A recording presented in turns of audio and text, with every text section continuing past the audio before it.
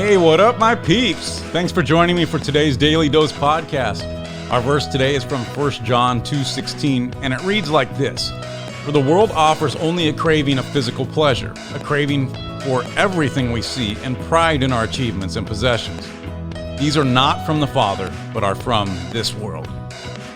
Locker room talk has existed for centuries. For those who don't know what that is, it's when guys or girls get together to share their latest sexual conquest or fantasy.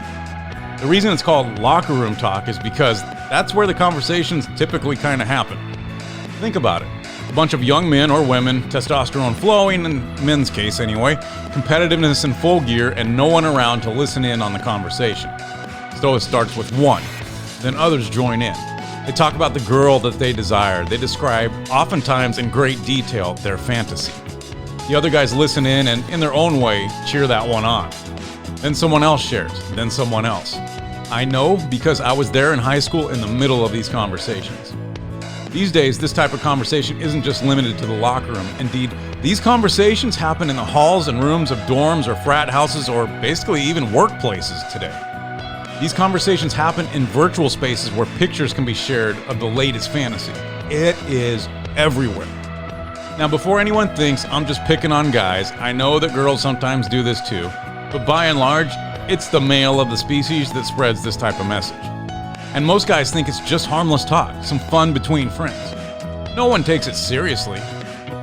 I used to think that too, but here's something most guys don't want to hear. God takes it very seriously.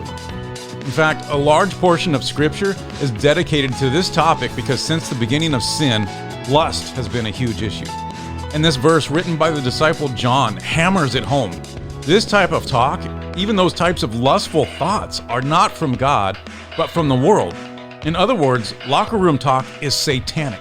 It's not only about degrading others by making them into a sexual object rather than a person, it also corrupts the way that we think.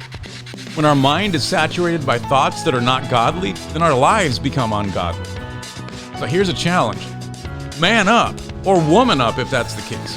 When you hear this type of talk, shut it down. Stand up for what's right. When these thoughts enter your mind, pray to God that He would reset your thoughts to align with His. Insist on God's way, not the world's.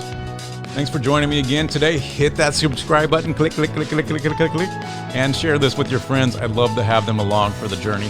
Hope your day is blessed.